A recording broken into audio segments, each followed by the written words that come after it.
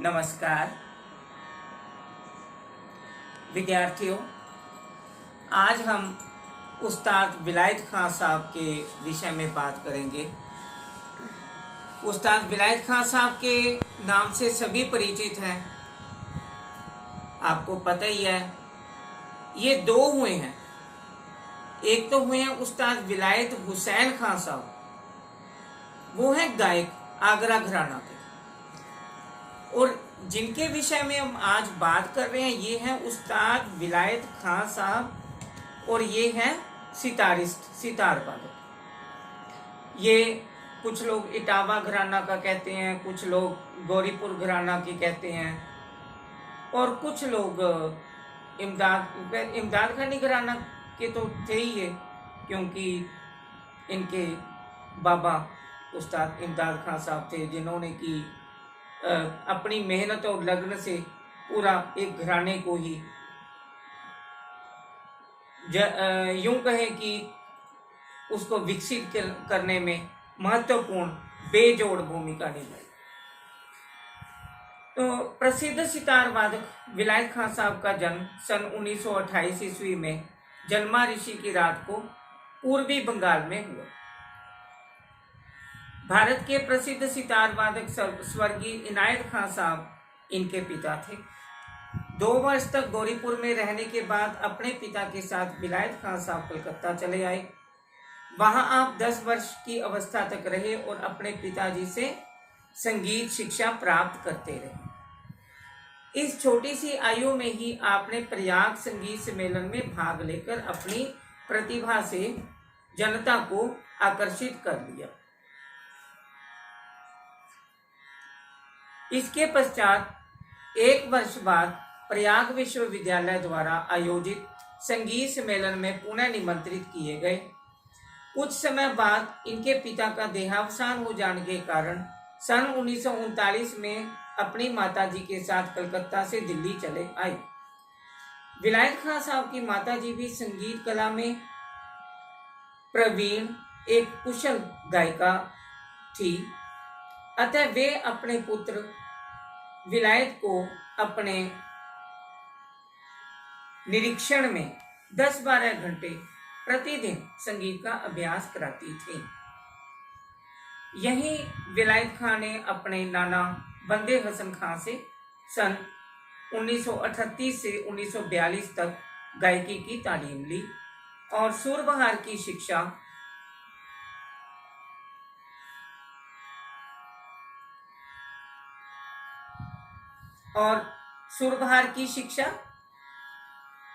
प्राप्त की। इसके बाद चाचा वहीद खान से सीखा। उस्ताद फैयाज खान ने इन्हें ख्याल स्थाई सिखाया और अल्लादिया खान साहब का प्रभाव भी विलायत खान साहब पर पड़ा। सन 1944 ईस्वी में कांग्रेस की ओर से बंबई में एक संगीत सम्मेलन का आयोजन हुआ था। उसमें भाग लेने के लिए विलायत खान भी निमंत्रित किए गए। साथ ही साथ सम्मेलन में उस्ताद फैयाज खान, गुलाम अली खान, बुंदू खान, अलादिया खान, उस्ताद थिरकवा आदि चोटी के कलाकार भी सम्मिलित हुए थे। इस सम्मेलन में विलायत खान साहब ने अपने सुमधुर सितार वादन से श्रोताओं को आश्चर्यचकित कर दिया।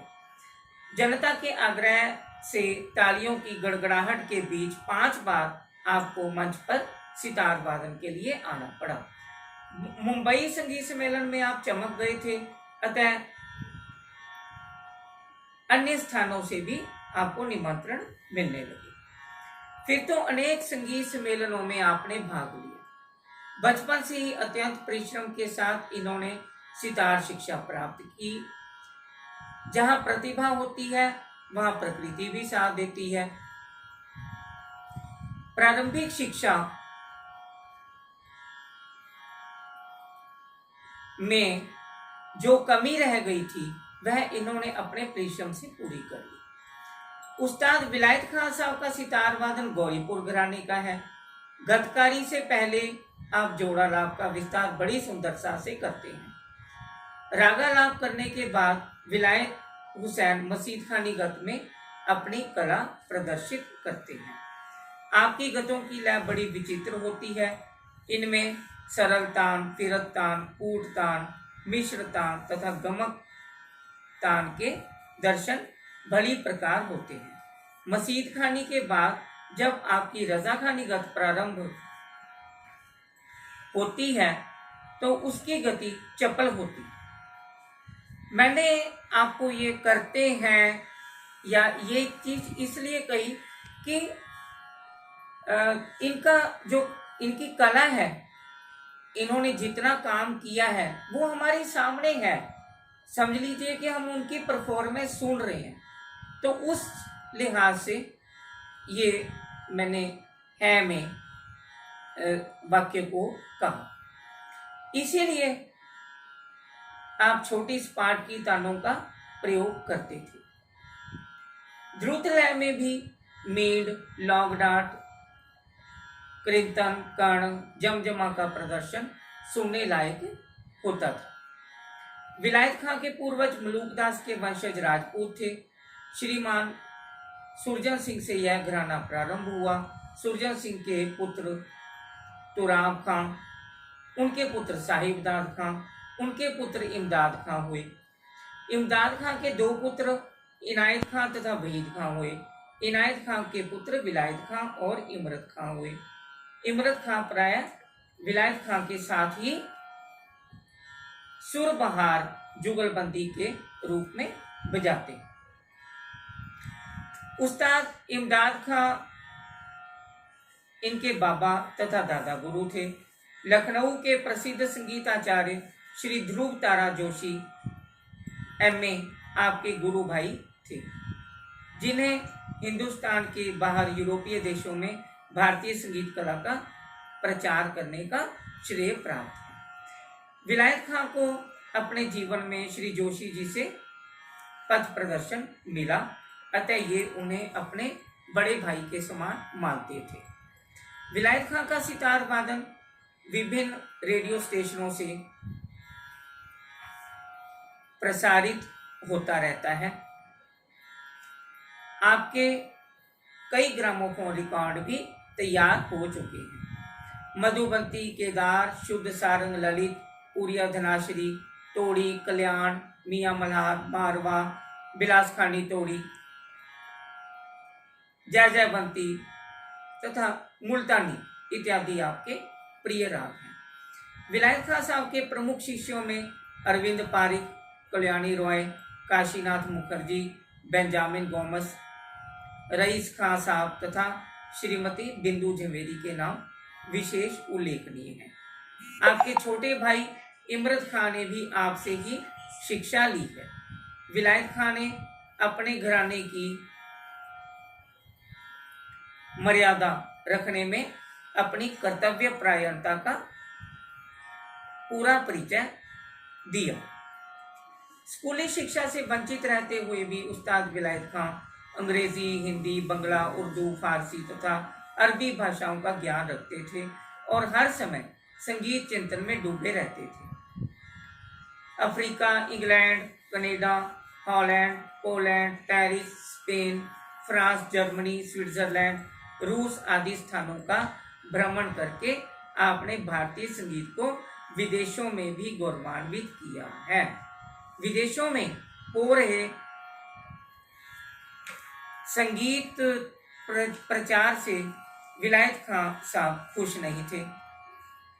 उनका कहना था कि पश्चिम के लोग कभी भी हमारे संगीत को समुचित रूप से नहीं समझ सकेंगे, अपितु भारतीय संगीत में बीट और सोल की छाप आ गई है। वास्तव में हमारी प्रेरणाएं और दिशाएं इसी देश में हैं। यही भारतीय संगीत को जीवित रखना चाहिए। आप वास्तव में आधुनिक युग के महान कलाकार थे। भारतीयता से आपको विशेष प्रेम था।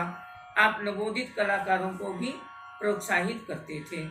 आप बड़े ही उदारशील, विनम्र और मिलनसार थे। आपका कहना था कि कलाकार को कला का सौंदर्य पाने के लिए विनम्र बनना चाहिए, तभी वह समाज में लोकप्रिय बन सकेगा।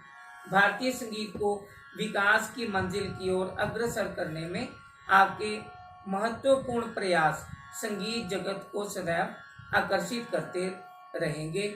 इनका मनमोहक आकर्षक संगीत सदैव संगीत अनुरागियों को अपनी ओर आकर्षित करता रहेगा। 13 मार्च सन 2004 को उनका देहांत हो गया। उन्हें फेफड़े का कैंसर था, जिसके इलाज के लिए वे जसलोक अस्पताल में भर्ती थे। उनका अधिकतर जीवन कोलकाता में बीता और उनका अंतिम संस्कार भी उन्हें उनके पिता की कब्र के समीप दफनाकर किया गया। तो इस महान कलाकार की जो हमने आज स्तुति की चर्चा की, तो इससे हमें भी इनकी तरह अत्यंत परिश्रम करके कुछ न कुछ बन सकने की प्रेरणा मिलती है।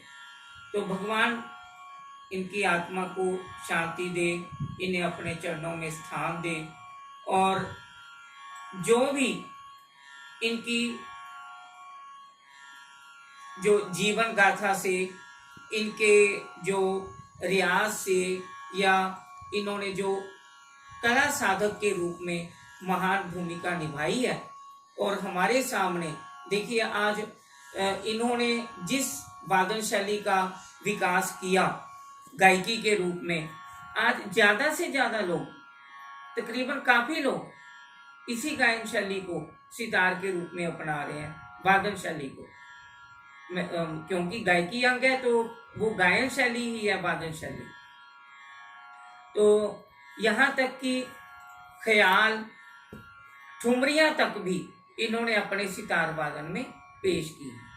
तो विद्यार्थियों, इस वीडियो को अधिक से अधिक दूर तक पहुंचाएं और इसको ज़्यादा से ज़्यादा शेयर करें, ताकि अधिक से अधिक विद्यार्थियों को इसका लाभ प्राप्त हो।